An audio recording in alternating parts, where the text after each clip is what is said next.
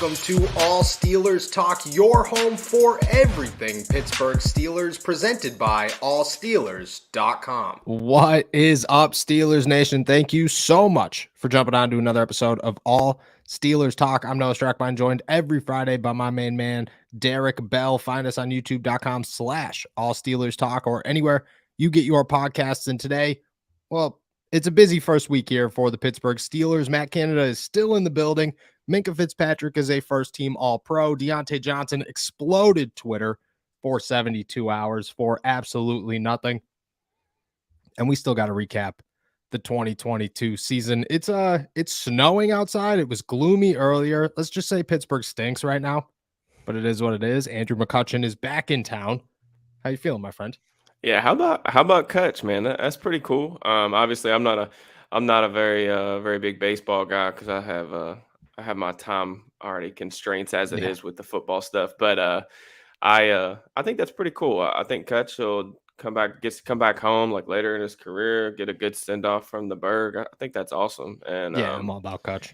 You know, I think it's a good story. And Kutch, I think, had a pretty solid season last year, at least through stretches. So I don't know. I'm definitely going to try to make it to another Pirates game. When we went the last time I was up for training camp, that was a lot of fun. So my wife really enjoyed it. My daughter enjoyed it. So I definitely want to try to get up to PNC.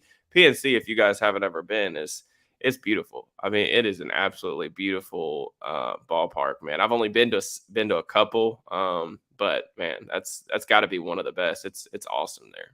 Yeah, but PNC is that view is unmatched. It's if they didn't that's why you could say whatever you want about the Pirates. You'll never go to a Pirates game and it's going to be just completely empty because I don't care who they're playing. I don't even care if I have to watch baseball. I get to see that view. So it's definitely worth it. Yeah, Kutch coming back's cool. He's like 34 years old. So, you could get as excited as you want about 34-year-old, but I think it's cool. Like the Pirates stink, so at least we have somebody to watch and cheer on, some news that makes people smile. It's got to feel pretty good. Speaking about news that made people smile, the Pittsburgh Steelers have done literally none of that this week. It has been pure chaos in a week that has simply been extremely quiet. I think too quiet, and that is what stirred the pot. Before we jump into anything, your thoughts on Deontay Johnson's nonsense. And by nonsense, I mean the Twitter accounts that stirred Deontay Johnson's pointless tweet into complete nonsense. And then we'll get into some Canada talk. Yeah, I'm not gonna lie to you guys. When I woke up and saw the Deontay Johnson stuff, it just always cracks me up because I feel like we should be better at this by now. But in case you guys don't know, wide receivers are just kind of different cats, man. It's just like what they like to be different than everybody else, and those cryptic tweets oftentimes don't mean anything. So it's funny to me because just knowing how Deontay does his social media stuff and then having talked to him before, I just know that the perception around Deontay Johnson is funny to me. I think that Deontay is like the anti-diva receiver, but if you look on Twitter, every time he tweets something, it's like people are trying to make out every single thing about what he could potentially be meaning. It's just so funny. So the funniest part about it is you see people that'll be like, Deontay Johnson's a head case. The Steelers got to get rid of him. He's a head case. So the opposite. I'm like, dude, I have never in my life met a wide receiver, and I've been in the side of locker room for 4 years now. I have never once talked to a wide receiver that is less of a head case than Deontay Johnson. The dude is as professional gets. He's in quiet. Every situation. He's quiet. He takes responsibility when need be. Sometimes he just tweets like a wide receiver, and people lose their mind about it. But it was hilarious. We actually we got something big dropping for you on Monday, and I asked what was big. We talked about Deontay Johnson, and he had a good laugh about it, and he just said sometimes you just got to know Deontay, and that wide receivers, like you said, they're just different cats. They are not just the same. If it was Ben Roethlisberger that tweeted that out, okay, maybe we could talk about it a little bit. But Deontay Johnson, what are we doing? What are we doing here? Ridiculous. All right, the other news that came in this week is that there has been no news. It is extremely quiet when it comes to the offensive coordinator. Matt Canada is still in the building. According to Mark Caboli, he was there as late as today. That doesn't mean that he was there for a specific reason. We don't know why. Ray Fittipaldo said on the Fan yesterday that there's still an 80% chance that the Steelers move on from Matt Canada. It's Friday. We are a day after. It took the Steelers 4 days to move on from Randy Fichtner 2 years ago. We are now on day 5 of Matt Canada watch. What do you make of this? What are you feeling? Do you think that we've hit the time where maybe Matt Canada is coming back? Yeah, it kind of makes me wonder if we're gonna get like a Friday afternoon like news drop. The atypical media saying like, yeah, right in the middle of this, right in the middle of this, or 3:30 p.m. or something like that Eastern time, where they can get it out and not have to answer any questions until like Monday or something. But no, I mean, I kind of figured when the Steelers offense, played a lot better for a number of different reasons over the second half of the season, I figured that this decision wasn't going to be as cut and dry as maybe it seemed like during the first half of the season. So I don't really know what to think. There's a reason that I haven't really discussed it as much on Twitter. It's just because while it is a big decision, it's just I'm in like really wait and see mode. A lot of people, I've given my thoughts on some offensive coordinators and things like that, but until it happens, until the position's open and we know that he's not going to be back, I mean, it's kind of futile conversation because like what are you going to do? Yeah, the one thing I will say that I don't know, I can see both sides of the argument with Canada, considering Kenny, played solid football down the stretch. I think people are saying, well, you can't interrupt, Kenny's development by putting a new offensive coordinator in. I think you got to be careful with that because I do see that side of the coin in terms of like you're seeing development. They did play better down the stretch, and I definitely want to give credit to Canada for being a part of that success. Yeah.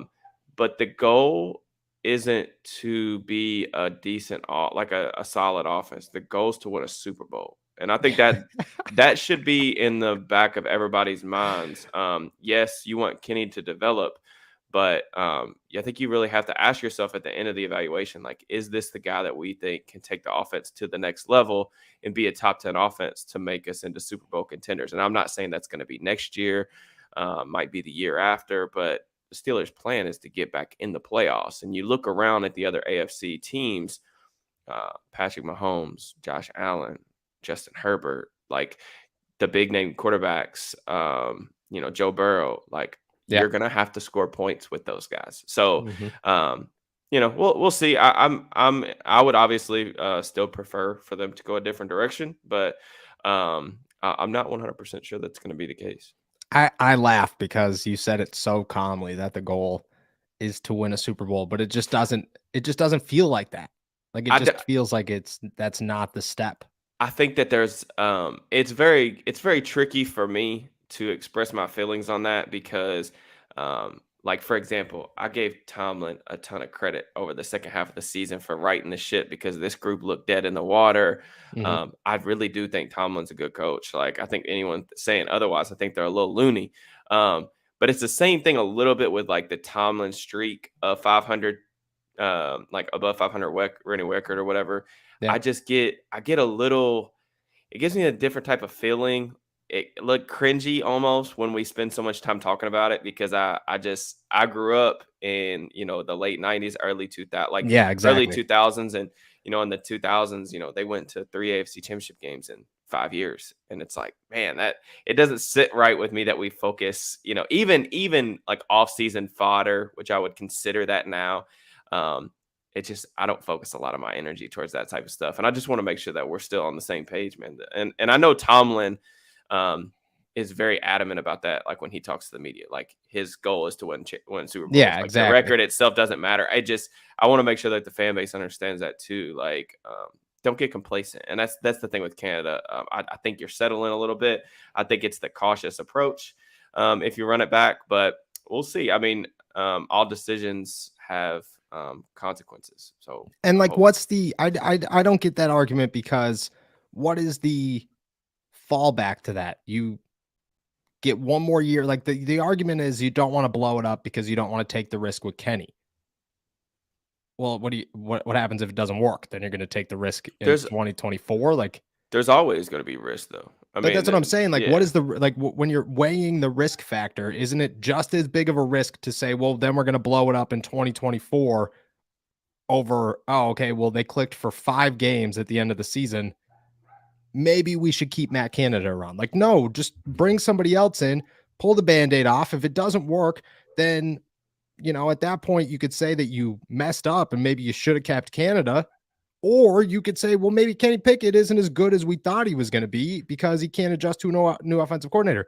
Either way, you don't not blow it up because you're worried that Kenny Pickett might take a step back. If Kenny Pickett takes a step back with a better offensive coordinator, I mean, that one's on Kenny Pickett. That's not on. Yeah, I mean, I think you got to trust your process, and that's the thing. If their process deems that they think they want to run it back with him, that's fine. I'm not really sure that I agree, but I just know, like, when I look at the numbers, man, like even over the second half of the season where they were like, a top 10, top 15 type of offense, there's just a lot of unstable variables there, and I look at, for example, I look at the overall health of the offense and the team in general. Oh, yeah.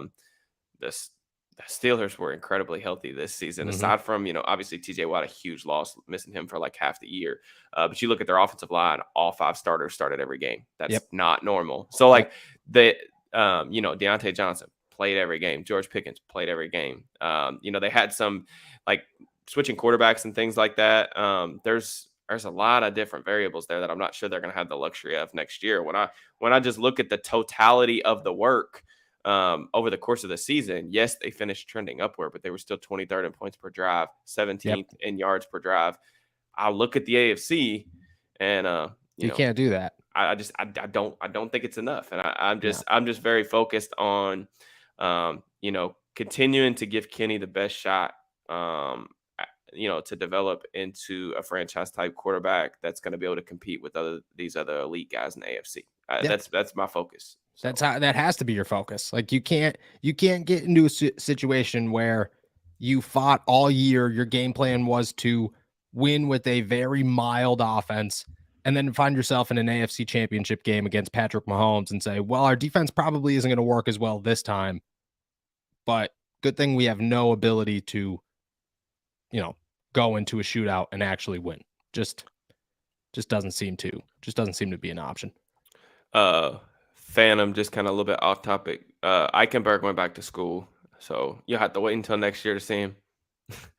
Unfortunate. Yeah, I don't know. Ohio State, they might be getting a little crazy over there, man. CJ Stroud still hasn't declared, and the deadline's Monday, so I don't know if they're. CJ Stroud is not declared for the draft. Either is Jordan Addison. No, Jordan Addison did. Did he declare today? Okay, no, a while ago. He declared a while ago. No, he hadn't as of like Wednesday. No, I wrote the article that he did. I remember so. He did. Let's Google it. I'm pretty sure he did. Yeah. Jordan Reed, notable underclassmen prospects have yet to officially declare. Stroud, Addison, Quentin Johnston, Latu. Yeah, where are you seeing that? The deadline's on Monday. I'll send you the tweet right now. Steelers now. Former Pitt declares for the NFL draft. This was from Rappaport that said that he did. When was that? This is December 22nd. Yeah, I saw Dane Brugler from The Athletic was talking about how Addison hadn't declared either. So that's interesting. Huh. I wonder what the stat, like, I wonder if we could find a list that has everybody on it. I don't know. Yeah, Eichenberg going back to school was a little bit surprising to me. I think this is a really weak. I'm not really a fan of this inside linebacker class. So I thought that Eichenberg had a chance to come out and be a day 2 pick in a kind of underwhelming class. So I was a little bit surprised that he went back. That's a good turning point here. So we've cracked open the offseason. You have gone full force into the NFL draft, which is huge. Very excited for it. Draft season is the best season besides playoff season if you're in it. You started dropping scouting reports on the site, allsteelers.com. I think we're 3 deep as of now. We'll drop one on Monday. You have like 7 or 8 of them that I've read through already. All of them phenomenal. If you guys have not checked them out, you're watching through tape. Jordan Addison was one of them. Not a lot of big name guys, but I think a lot of big name guys that like somebody like me wouldn't necessarily know. Like I'm not real deep into the draft stuff yet. So I'm reading these guys and I'm like, I don't really know who this is. And then I'll be like, oh, okay, they're pretty good. Who stood out the most to you so far? I think you're like a couple of weeks in.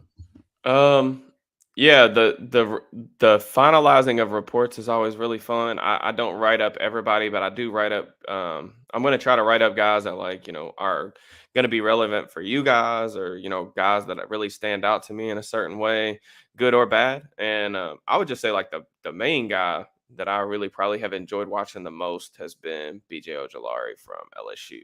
Yeah, I knew that was coming. Yeah, that's definitely my guy, man. I really enjoy watching him play. Speed rusher. He's like 6'2", 6'3", 245 pounds. The intangibles are off the charts. Like that's definitely something that I think gets overlooked a lot of times when depending on who you listen to for draft stuff. But the intangibles get not kind of left off the scouting report sometimes, but his are off the charts. I mean, this is a guy who is named team captain. He was given the number 18 jersey by LSU, which is a big deal over there.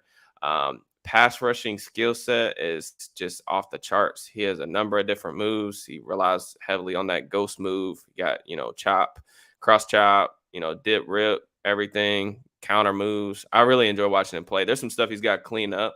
But I think that he's a ready-made pass rusher in year one, and if he gets some a little bit more weight on him, a little stronger, especially in his upper body, I think he's going to be able to be a competent run defender. He's definitely somebody I'd bang the table for. He's one of my favorite players that I've watched so far. Do you watch anybody so you obviously have your list, but when you're creating that list, do you ever hit guys that you're just like, all right, I just watched the film, this guy stinks? I probably shouldn't mention. It's maybe not like that. I don't know. I'm sure I have had that response, but there are guys that I'll watch and I'll be like, man, I just don't see it. and that's sometimes a little concerning. I think normally for me, my process is I gotta watch 3 games of a prospect before I can really feel comfortable in my own evaluation of them. Yeah. Sometimes it doesn't take that long because either I might be more familiar with watching a player just live on Saturday and I can already get a feel for what he's going to be. But sometimes that's usually times where I have to watch more games too. Like if I get 3 games in, I'm like, man, I don't see what everybody else is seeing there. I might try to go find a film against a good bit of competition or a big matchup with an opposing team's player and try to figure out maybe what I'm missing. But I definitely, you got to trust your own eyes. I mean, that's the thing about the process. You got to kind of see for yourself and trust your process. Yeah, I'm very excited to get down to Mobile. That's when my draft eyes kind of hit. Before then, I'm just like a lost puppy. I'm running around. I'm trying to find out guys that I've missed all season because I'm not a big college football guy. I've never been a big college football guy. I pay attention to the games I gamble on. I pay attention to the big games, but I'm not sitting around watching college football. During football season, it's tough, my free time, I'm sleeping or preparing to sleep. There's not really much time for anybody else. It's a grind during football season for you guys, especially. And another guy that really has stood out to me is I just finished up doing his report yesterday's Tennessee's Darnell Wright. Yeah, I saw that. 6'5", 340, just a massive human being. He was a really fun film watch. I mean, obviously an incredibly powerful player who's got some, a ton of experience. He played 2,500 snaps at Tennessee. Most of those being at right tackle. He's got experience going up against high level competition. We talked about on the draft show this week, matchups really matter for me, especially for pass rushers and offensive linemen. And Darnell Wright, man, he basically shut out Will Anderson. I mean, he won the vast majority of their reps when they faced off against each other this year. He had a really good game against Ojolari, who I just said that I really liked. So I really like Darnell Wright, incredibly refined technician. He has that snatch trap move that's just devastating. I love the way he finishes. He's going to be down in Mobile at the Senior Bowl. So the Steelers and, everybody else is going to get a really good look at him down there. And I think that he's going to be somebody that rises through the process. Even though I don't think he's, this incredible athlete, he's more just kind of big more than anything. But he does redirect pretty well. He has some recoverability, which is not normal for guys that size. So he's definitely probably the best or the most kind of maybe surprising offensive player that I've watched, that I kind of just went into that evaluation thinking that, he's pretty good, but I have some reservations about offensive linemen that don't have a lot of or don't have plus movement skills, knowing how crazy athletic the edge position is in the NFL. But after watching his tape, especially against some really high level competition, I came away thinking I think this dude's going to be fine. And he's done it against, really high level athletes already in the SEC. And that kind of speaks for itself. So yeah, no doubt. No doubt. If the draft happened today, you still sold on an offensive lineman in the first round? I don't know. I only have 2 guys as of right now that I think for sure, without a shadow of a doubt, will be going round 1. We had 9 offensive linemen go in the first round last year. That's not going to happen this year. No, the offensive line class is not great. Yeah, it's really average at best, in my opinion. I think Peter Skoronski, the tackle who, I think most teams are probably going to view as a guard at the next level from Northwestern. He's definitely going to be a lock for first round consideration. Paris Johnson from Ohio State, he's going to be a lock for round 1.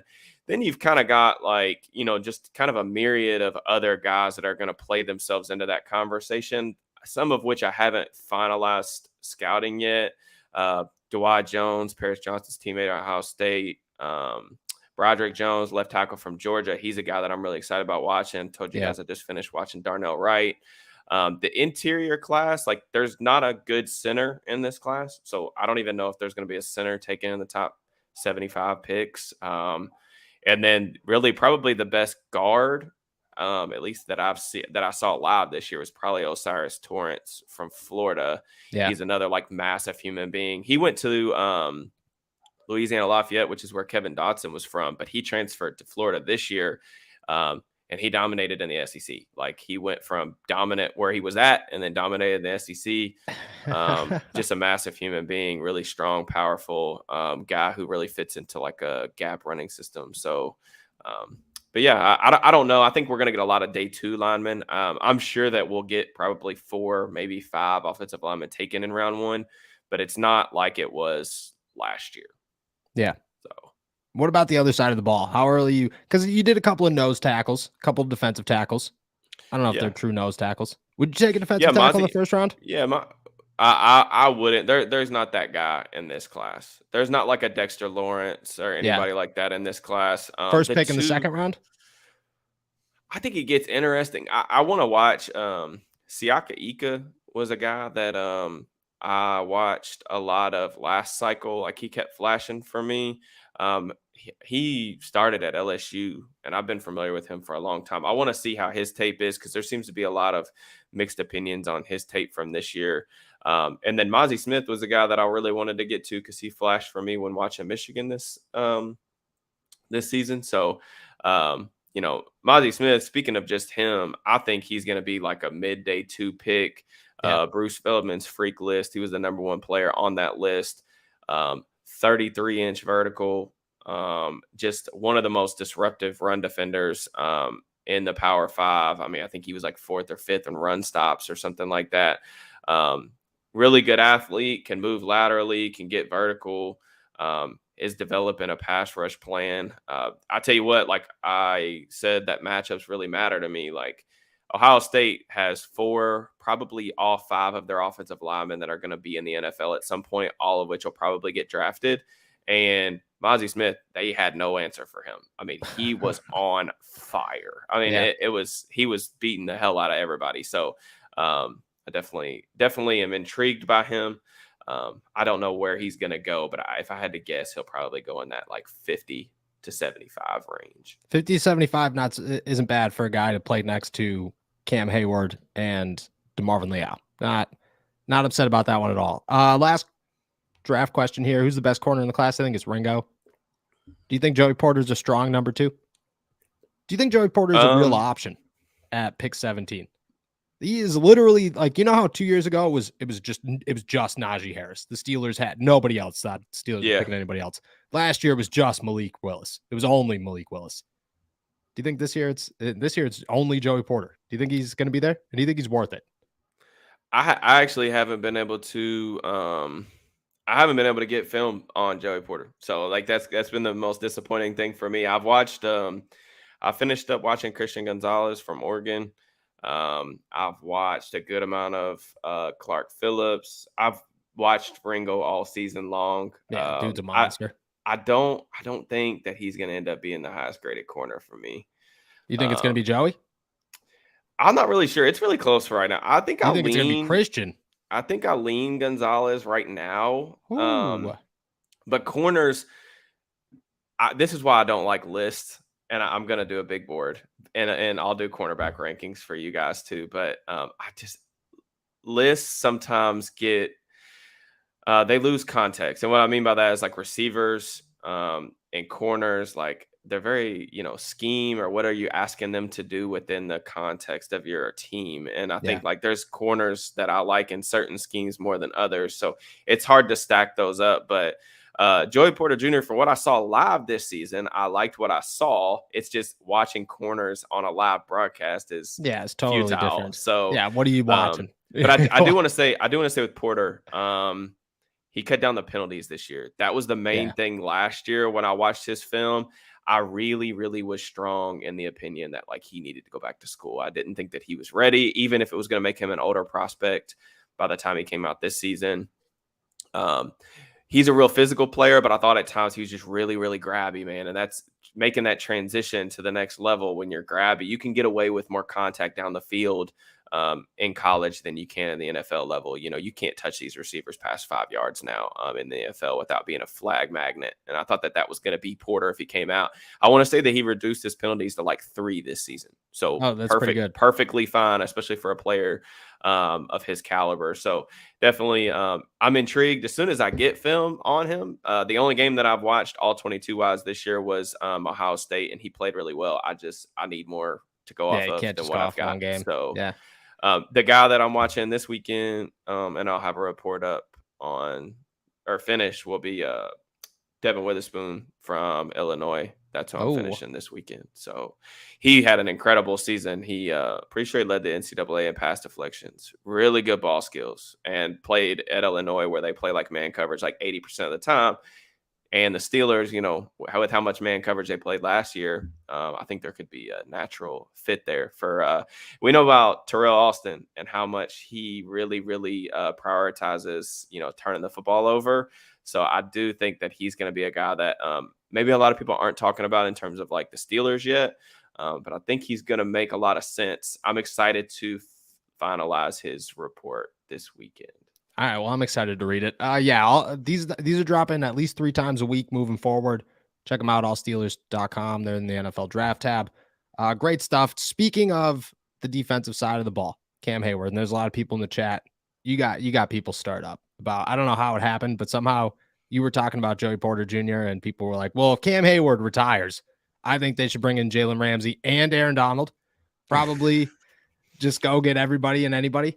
I'm joking, obviously. Highsmith has entered the chat somehow, somewhere. I want to talk about Cam Heyward because he wasn't selected to the Pro Bowl, though he was, but as an alternative, that doesn't count. He wasn't selected to the NFLPA's All-Pro team, and then he wasn't selected to the AP's All-Pro team, and then he had this to say about it. He dropped in, respect to those guys, but man, seems like a lot of goalposts move to make arguments these days. I guess back to the lab. I never expected Cam Heyward to take a shot. It wasn't a good shot. I got to give him that. It was a bad tweet. But for a guy who's up for could be a little petty. Like he's allowed to be angry. He's allowed to be a little bit. He's just like, it was a classic Walter Payton Man of the Year nominee, like petty tweet of just like, like, hey man, like I probably should have won that, but whatever. I respect everybody's opinion. Do you think that he deserved an All-Pro selection? Do you think he deserved a Pro Bowl? I think with the way that Heyward finished the season, he certainly deserved to be in that conversation. It's kind of weird because the interior defensive line position as a whole this year, it was really freaking good, which is kind of wild because Aaron Donald didn't really play. So like, I'm sure that you guys noticed that he didn't have his normal spot on the first team. All-Pro list, but he was, Chris Jones. I looked at some of his numbers last night. Yeah, Chris Jones was nuts. Like I compared all of them when I wrote the article about Cam's tweet, And I was just like, I didn't realize Chris Jones was just a monster this year. It was absurd. I mean, how freaking great he was this year. I mean, one of the best closers in football, bar none. The should he have made it? I think the two guys that I think that they got right was Dexter Lawrence and Chris Jones. I think that those two guys deserve to be on first, second team, like without a doubt. Dexter Lawrence, huh? Yeah, dude. What Lawrence did this year, for a Giants team that had no playoff odds or no playoff hopes, he was the man. And I really thought that what he's able to do, like from a nose tackle spot, you just don't see that type of pass rush productivity. That's true. That's very true. That's just very rare to get. And like he had a breakout season. I think he deserved that.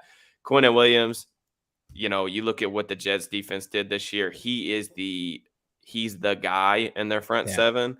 So I thought he deserved that. I probably, and this is just me, I would have liked to have seen Heyward get it over Jeffrey Simmons. Yes. But there were other guys in that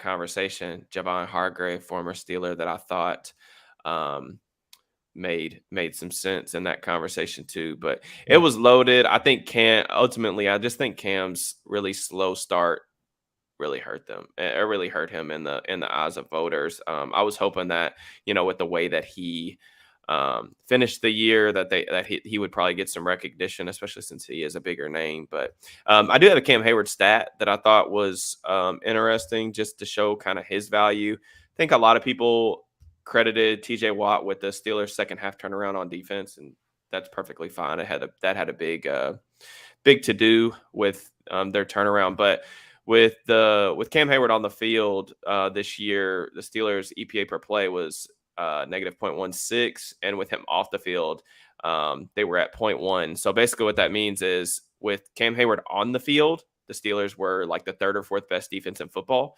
With Cam Heyward off the field, they were like 21st or 22nd. So that type of stuff gives you an idea of like his value.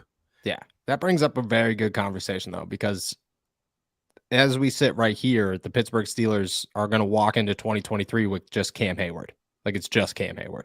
And then Isaiah Loudermilk, DeMarvin Leal, and I don't know, Montravius Adams, I believe, is still under contract, or maybe a restricted free agent. Yeah, I think it was a 1-year deal that he signed. I'm pretty sure. But you got to get somebody, and somebody big. Like, there's no more, you can't waste time on the defensive line. You walk in there with that and just Cam Heyward, and you might as well have just done nothing, because that's a huge need. Yeah, I definitely think it's going to be interesting to see what they do at interior defensive line. Like I'm lukewarm on Ogunjobi. I don't know. I don't think he comes back. And I don't know if you're signing him for much. Like, you're not going to sign him another $8 million deal. Yeah, you can't do that. Like, no, he did not. He didn't play that way. Like that this season. Ogunjobi, what is interesting, he finished the year with his best game of the season, or like one of his best games as a pass rusher, which was kind of interesting. He had 8 pressures against Cleveland. But yeah, he was really quiet. I mean, over the course of the year, just not probably as productive as you would need for a player that you're going to spend like $8 million of your cap on. Yeah, exactly. I think some of that for sure was, some of that definitely had to do with his health. I mean, he didn't practice all season. Like, dude, he literally didn't practice. He didn't practice. He literally did not practice for 5 weeks in a row. Yeah. Like, didn't touch the field one time, and then would just walk into the game and be like, yeah, we're good to go, man. So it is what it is. If the number's lower than like 8 million, then I don't have, it's not that like I'm saying like you can't bring it back. He can't be the starter next to Cam. No, really, I think just he could.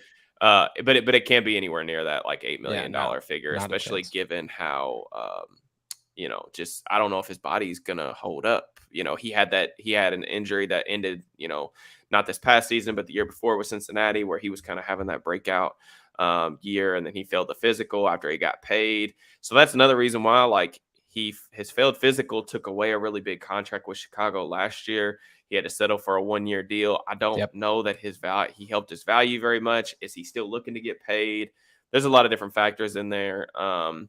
yeah, the Steelers interior defensive line, like because of Leal and just the uncertainty around him, I think there's a lot of questions moving into the offseason. So I think they're going to try to invest somewhere in free agency and not try to pigeonhole themselves for the draft.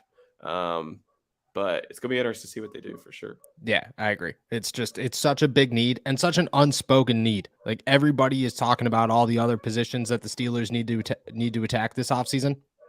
You walk in there without a defensive line, you're done. Like you got nothing going for you if you're the Pittsburgh Steelers, especially if you don't replace inside linebacker. If you walk in there with Robert Spillane and Mark Robinson as your inside linebackers, and then Cam Heyward and Isaiah Loudermilk starting on the interior defensive line, you're pretty screwed if you're the Pittsburgh Steelers. You just got significantly worse. I agree. I also agree that I think that he should have made the all-pro team over Jeffrey Simmons. The numbers just don't add up. And it's not like if you're going to go off of a storyline, yeah, the Steelers started really bad. They were a very boring football team until the end there. They were not as boring as the Titans. The Titans are possibly the worst and most boring team in football, 100%. All right, talked about Canada, talked about Cam Heyward. I think we got to get into awards. I think it's awards time. We're gonna bring you guys some awards, a little different than the normal offensive player, defensive player of the year, the whole nine, because everybody does those. Nobody cares. We all know offensive player of the year. Who would you give that to? Would you give it to Najee? Oh man. Or would you give it to James Daniels? I'm giving it to James Daniels. Maybe Mason Cole. Yeah. To me, it's between Najee for what he did in the second half of the season or James Daniels. I'd probably lean Daniels just because I feel like he was the most consistent offensive player throughout the course of the season. Yeah. And that would probably be my reasoning there. I don't, the Steelers offense, like there's obviously not a ton of just big names there. But, Deontay had a decent season. George was really good for a rookie. Yeah, he's good for a rookie. Another name that I would have definitely given it to probably would be Freiermuth, but he was really quiet over the last month of the season. That was because he wasn't healthy, so he was dealing with that foot issue. So I think there's a lot of good names to go to, but I would say that I'd probably lean towards James Daniels just because of the overall level of consistency. Yeah, and the other answers are easy. Minka's winning pretty much everything. So we're going to switch it up. We're going to go who exceeded expectations the most, who has the brightest future heading into 2023, the guy the Steelers must re-sign, the guy the Steelers must replace, and then we'll go team MVP not named Minkah Fitzpatrick, which I am actually very excited for. All right, let's start it off here. Exceeded expectations the most. Who you got? Doesn't matter what side of the ball. I might have to think about that. He says as if he didn't know we were talking about this coming into the show. I mean, I didn't have very high expectations for Mason Cole, and he played better over the first half, especially over the first half of the season. I thought he was really solid. But I'm gonna go with Freiermuth, I think. Oh, okay. Just as a receiver, I thought he took a leap this year in terms of creating more splash plays. I thought that he was really key for them until he really started getting hampered with that injury. So Freiermuth, I will say probably the player that I was most surprised by, though, and this again is just probably an expectations thing, is Spillane. We gave him a lot of crap. Spillane's a good one. We gave him a lot of crap over the course of the season, and he played good football over the last 5-6 weeks. And I thought that regardless of our opinions of him, as a starter or anything else, I would be really surprised if he wasn't one of the 2 starters at inside linebacker next year. That's just my opinion. But I think that's where I would go if I had to go somewhere defense. But Freiermuth, Spillane, 2 guys that I thought had really good seasons. I know a lot of people in the chat saying Cam Sutton, Terrell Edmonds. I had high expectations for Cam. He matched all expectations. We've been talking about those guys as good players and contributors. I think that for a while now. So Yeah, I think Sutton had a really good season. If just to segment this into who the Steelers need to bring back, Sutton is the guy that I'm going to go with for that. The inside-outside versatility, really just a calming presence in the secondary. I would love to see them. I would absolutely love to see them bring Sutton back. Yeah. So everybody who, I get that everybody else in the realm of the Pittsburgh Steelers maybe has not talked highly about Cam Sutton. We've been pounding the Cam Sutton table for 2 years now, 2 strong years of Cam Sutton, and we have never said a negative thing about him. So that's no. Cam Sutton had all the expectations. For me, I guess I'll go one on each side of the ball as well here. My offensive guy is an easy one. A guy I had literally 0 expectations for coming into the season. 0. Not even one. Wasn't even a thought in the mind. Came through, finished the season, rushed for 1 touchdown, 21 yards, and averaged 2.3 yards a game, an attempt. And that's my boy Derek Watt. Because not only did the Steelers find themselves a fullback who doesn't really play fullback, but comes in and gets those 1-yard gains when need be. I'm gonna change my pick. I'm changing my pick. Jaylen Warren. That's my Warren. pick. I liked when they signed Jaylen Warren as an undrafted free agent. I was very, very intrigued by him, and I think after I wrote up some stuff for the site, I think that I said that I was gonna feel pretty good about him, like knocking somebody off the roster, the 53 man. But I didn't expect this. Like Jaylen Warren was a solid RB2, and just in general, a smaller guy like that who really impressed me a ton in pass pro. Dude, there's nothing better than like when I would go and do like my film reviews for the offense on Mondays after the tape comes out, and it's like watching Jaylen Warren just absolutely stonewall people in the A gap. I love it, man. That type of stuff, the little stuff like that, like running backs and pass protection.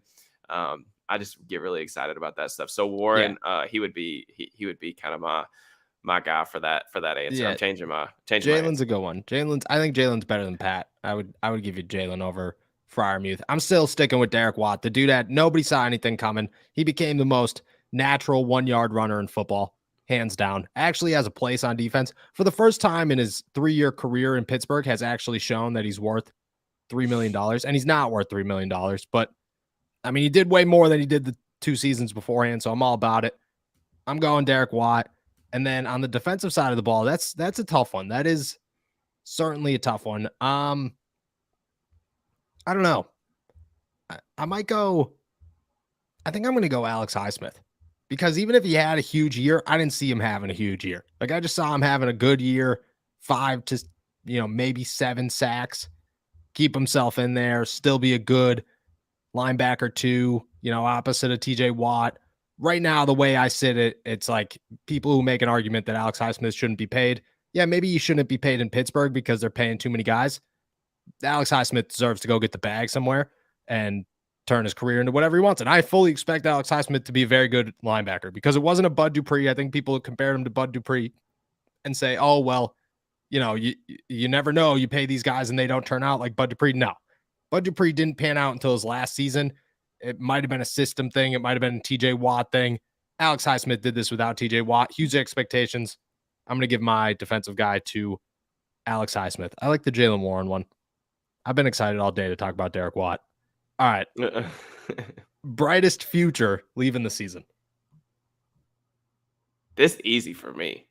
It's George Pickens. What are we even talking about here? I think this is a no-brainer. I really do think the sky's the limit for Pickens. His wide receiver 1 potential. I already think he's a solid wide receiver 2. I am incredibly excited to see like what this offseason is going to be for him as he continues to like refine his game.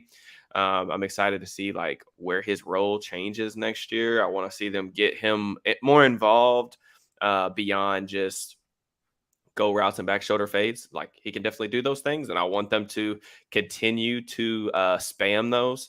But when I just think about just future, I'm incredibly excited about Pickens. He was a guy that I really liked through the draft process. Was super excited that he ended up in Pittsburgh, and yeah, I'm really excited about what he could potentially become. Hopefully in a more sufficient offensive system too.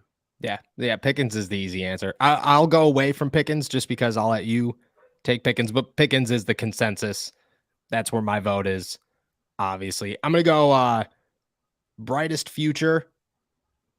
Man, that's tough. It honestly, it might be James Daniels in Pittsburgh because the Steelers haven't had a solidified offensive lineman in a couple of years now. He kind of seems like that guy. He's only 24 years old, maybe just turned 25. Dude's got a long career ahead of him. The Steelers are dying to have an offensive line that they could just keep together for the next 10 years. And I think he's the cornerstone of that. Obviously, George Pickens is going to make more Pro Bowls and earn more awards and, win a lot of people fantasy games, but James Daniels is going to be the heart and soul of that team. So I'm about that. I think Pat Freiermuth should be on that list too, because I think Pat showed a lot this season, and I don't think he did nearly as much as what he'll do in a good offense. You put him in a good offensive system, I think he's going to be a phenomenal wide receiver. Yeah, I got one more George Pickens stat that I found a couple of days ago that I tweeted out that I just really like. There were 59 wide receivers this season who had 70 targets. Pickens was first in contested catch rate. He caught it 67.9% of his contested catch opportunities. And 9 of those catches were 20 yards down the field, and that was tied for the most in the NFL. So you look at like what he's already doing for the offense, combined with just like I want to also point out, George Pickens is 21. He doesn't turn 21 years old. He doesn't turn 22. He doesn't turn 22 for like a couple more weeks. So there's a lot of upside here. And I just think George, like when I think about upside, guys that dominate early on in college, like George was like a 700, 800 yard college receiver in a very, very run heavy offense in the SEC. Yeah. And he was doing that at 19 years old, like 18, 19 years old. He comes into the NFL, 21 years old, catches, he's probably a top 5 contested catch receiver over the course of his rookie season. I am very, very excited about his potential. I really do think he could be a wide receiver 1. And when you get that type of player, middle of the second round, that's huge dub. Huge dub. Yeah. George Pickens is easily the steal of the draft in 2022 by bar none. Like it's not even close with almost 365 days removed. All right. You just said the guy that they must resign. You just saying Cam Sutton. I'm going to say it's Terrell Edmonds. I'm going to go Terrell Edmonds. I think both of them are hand in hand though. Like those are like, if you are putting a priority list together for the Pittsburgh Steelers offseason, it is 1A Cam Sutton, 1B Terrell Edmonds. Bring him back. I don't care what you got to do. Cam Sutton is a starter on the outside. He's a starter on the inside. He is as good as a CB2 as it possibly gets, I think, in the AFC. Terrell Edmonds works perfectly with Minka. The way he evolves every season, totally fine. I think both of them are no-brainers. Yeah, I think that Sutton, Edmonds, KZ, I think those 3 guys are going to be guys that the Steelers are going to try to retain. Yeah. It just may come down to do one of those guys want to pursue a little bit more money? Do they want to pursue bigger roles on other teams? Specifically, I wonder about KZ because I just the safety market in the free agency is always weird. Dude, it's terrible. And Everybody I definitely says think that all the time. They're like, Edmonds is going to go get the bag. It's like, dude, safeties weird. Don't go get the bag. They just don't.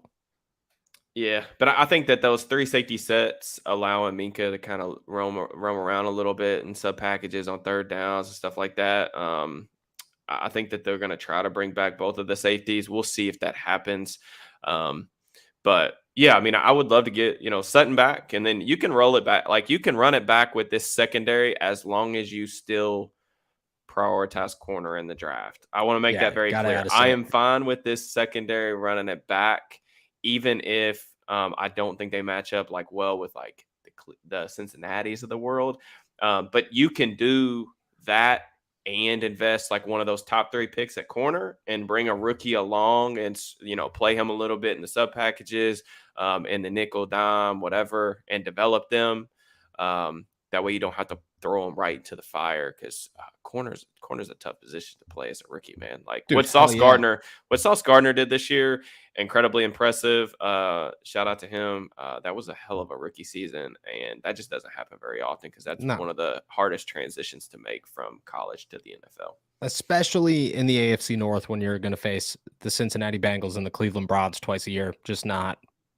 It's not a prime position to just toss a guy out there. Plus, I think Levi Wallace played fine. I think you take him back next year and you feel comfortable about him, and you see what happens with Akello and William Jackson. You move on from there.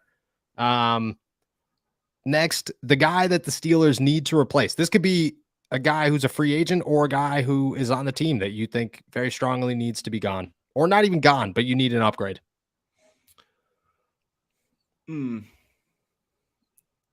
I think we could go a lot of different ways here. Okay. Just because I think it fits the needs of the offseason. I think that defensive tackle, like nose tackle, is non-negotiable. Like, I don't think you can run it back next year with Montravius Adams, Tyson Alualu. I think Alualu will retire. Adams, if you want to bring him back, I'm cool with that. But that's the one position where I'm like, the starter for next year's team's not on this roster.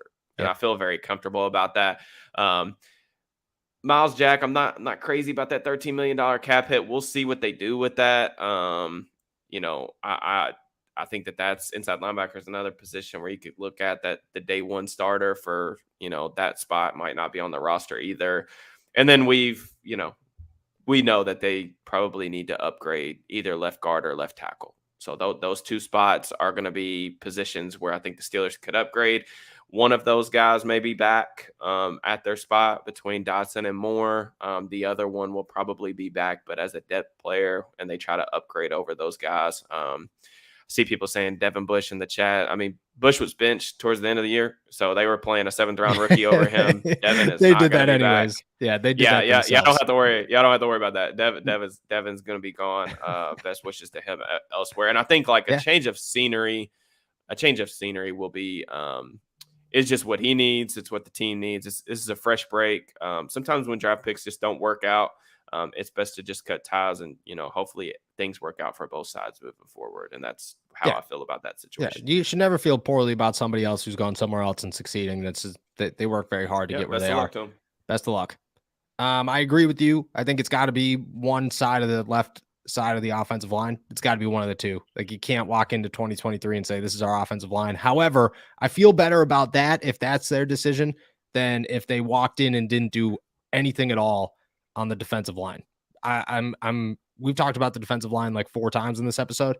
It cannot be pounded hard enough how badly they need to upgrade this defensive line. There's just no way. Like, you can't walk into next season and say, just like you said, Monty Adams is a great depth piece, not a starter. Tyson Alualu's got to retire. I think that's pretty evident. DeMarvin Leal is a giant question mark on what the future holds for this guy. And Isaiah Loudermilk was very unimpressive this season.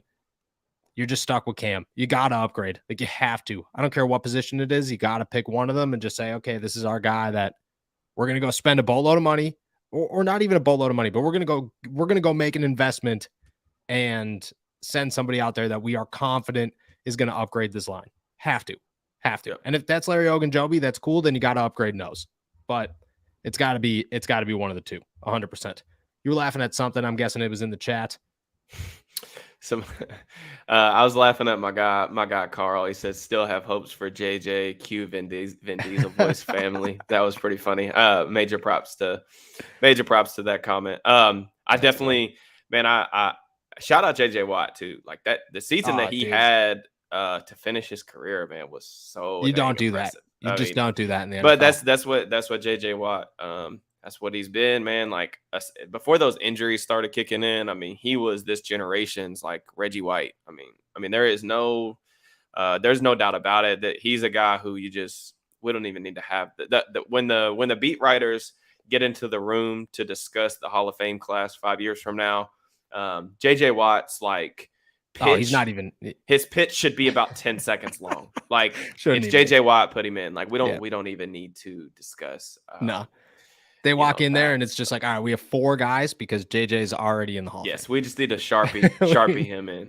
Yeah, all right. Somebody check this box. That one's for JJ. Thanks. Yeah, 100%. The dude is one of the great. It's like so crazy that, I tell, because I'm the oldest brother and I got 2 younger brothers, and they're not super into football, but sometimes they'll like try to get into football. And like, I'll try to tell them about guys, and like they know who JJ Watt is, but like sometimes I'm like, dude, you don't know who JJ Watt is. Like, you didn't realize how crazy JJ Watt was. Like, there was a time where it was just JJ Watt. Like, JJ Watt was he was all the highlights of the Houston Texans for like 3 years. And it was pretty nuts. It was pretty nuts. So shout out JJ Watt 100%. Last one here, and JJ's definitely won a couple of these awards. Team MVP, not named Minkah Fitzpatrick. Oh, man. I got to go with Cam Heyward. I mean, I would have said Alex Highsmith until like the last month of the season, but I just think that what Heyward did over the last month of the season to help that defense, really turn around. And, the defense is playing great, like not good ball, great ball to finish the year. And, I understand that they were playing a bunch of bad quarterbacks, and sometimes that's just how the schedule rolls. But, I think Heyward deserved that for sure. I mentioned the stat, they're, a bottom 10 defense without him on the field, and, they're top 3, top 4 with him on the field. So Cam would be the guy for me in terms of like team MVP. But Minkah, to me, bar none, the Steelers' best player this year, incredibly consistent, one of the best defensive backs in the NFL that I saw this year, closing games out. Just very few mental lapses, big plays over the top after we got past like, the Buffalo and Philly games, which were complete debacles. But, I thought he played extremely well. Minkah's on a Hall of Fame type of trajectory, and Steelers fans should be very, very blessed that they get to watch him for the next, hopefully 5, 6, 7, 8 years, as long as he continues to stay healthy. So yeah, 100%. Minkah is the guy. He was the guy all season. I was actually very thankful that, like, I wasn't thankful that TJ Watt got hurt, but I was thankful that Minkah got to be recognized this season for how good he was. Yeah, because he deserves it. But he's deserved it the last couple of years to be recognized this highly, and I think it's, it's like always like 1B or like 2. It's like a Batman and Robin. It's really a Batman and a Batman. Like, Minkah is just as much of a life force to that defense as anybody. So I was happy to see him get that. My team MVP, I'm going the same route as you. Like you said, the last month of the season, and I think that's all that counts for the Steelers is when they turned it around, who stepped up and who helped to this turnaround. And I'm going to give it to Najee Harris. I think that, you're going to look at the offense, and Kenny won a couple of those games, 100%. But Najee put that offense on his back and said, hey, look at, and the offensive line. Like, I'd give it to the offensive line as a whole and feel good about that one too.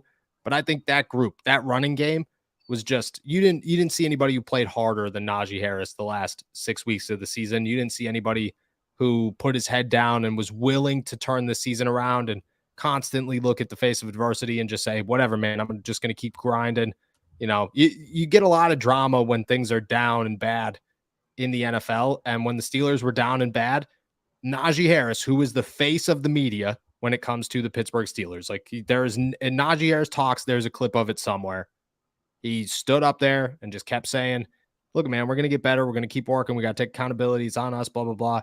And then he put his head down, and he was the first one to show that. And I think that was huge. So I'm going to give it to Najee. I feel good about Najee. I think the future is really bright at that running back position. Very excited about that. Do you know Jaylen Warren's on a 3-year deal, which is good. Anthony McFarland came back. Master Teague came back. Do you expect Master Teague to overtake Anthony McFarland? Or do you think Anthony McFarland's going to get his shot as an RB3 this year? I think the RB3 will come down to whichever running back plays well in special teams in the preseason. Yeah, I think it's going to be Master Teague, huh? Yeah, I mean, I think it just, or it could be an undrafted free agent. I mean, I don't want to count that out either. I mean, the Steelers could go get a guy that comes in and just takes that role, kind of like Warren did this year. So that I think the RB1, RB2 spots are taken care of. Especially, it's going to take a lot out of me not to watch too many running backs out of this class, because this running back class for the NFL draft is fantastic. It's really, really. What if they just shocked the world and went and got Robinson? I don't know where Robinson gonna go. I have a do you have him in? team. Oh, Bijan? He Yeah. gonna go. He going first round. He going top 20, 100%. He probably gonna go top. I think he might even go like top 15, top 10. Bijan's special, man. He's a special cat. I don't. I am very much an advocate for not taking running backs in round one. Bijan is the exception to the rule. Yeah, you like saying that with a smile. You're just like, if I was a GM, I'm taking him. Dog. You don't ever feel great about taking a back in round one, but that he's special. I mean, watching him is unbelievable. And the thing that sticks out about Bijan for me is the creativity, the short area, just burst and change of direction ability, the creativity as a runner, and the fact that he can legitimately be a slot receiver if you need him to, because he has good hands, he can run routes. There's not really anything that I have concerns about. If I was to bet on like one person in this draft class to be to turn into like an all-pro caliber player, I think I have to go with Bijan. Like it would. Wow. I really think that that's the guy that I would bet on being that type of player. The only thing I want to see Bijan, and this is gonna be a hot take, but this whole thing's been a hot take. I want to see him in Atlanta. What? Atlanta does some crazy stuff. In the first round, they took Kyle Pitts, they took Drake London. That is true. They do need a running back.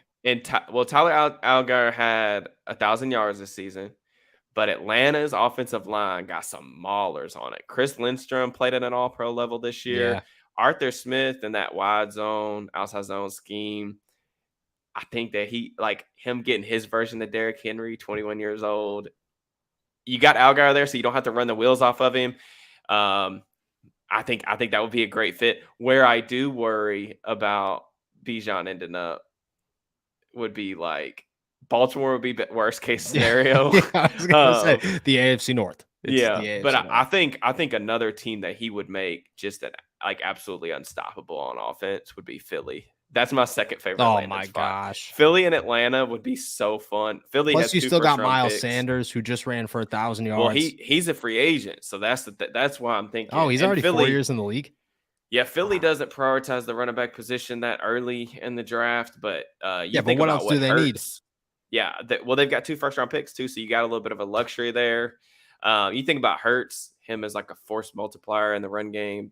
You get Bijan, that offensive line, which just mauls the hell out of people. Yep. You got two alpha receivers and AJ Brown, Devontae Smith, Dallas Goedert, top 5, top 10 receiving tight end. I mean, Philly would be an absolute wagon. I want to see it just from an entertainment standpoint. Yeah, I mean, it doesn't matter to me. Like, if you're a Steelers fan, you face them once a year, and it'll be in the Super Bowl. So, like, it's like, oh man, rough. Like, that would be a good one. I'm excited to see. I didn't realize he was that high on your board, so we'll see. I thought I'd get you with the whole like, maybe in the second round. I don't know. No, he'll be long gone. Next is who's the highest running back to ever get taken? No, there's definitely been once, but Saquon's the latest to go top 10, right? Yeah, I think so. Yeah, because he's Saquon level special though. I mean, he is. I think Saquon has better like long speed, but there are things that I like better about Bijan's game. Wow. All right, we'll end it off with a banger there. I don't know if that's too much of a hot take, but that whole thing was a hot take, so I'm excited about it. Yeah, all right, guys, we're heading out of here. Thank you guys so much for jumping on to another episode of All Steelers Talk. Make sure to subscribe to us on YouTube, youtube.com/All Steelers Talk. Check us out anywhere you get your podcast. Check out the NFL or Steelers Draft Talk podcast every Thursday on allsteelers.com, on the YouTube page, and on anywhere you get your podcast as well. Derek's scouting reports have already dropped. More drop Monday. Check all our work out at allsteelers.com. I think I got it all covered. Enjoy your weekend. Super Wild Cards here. Peace.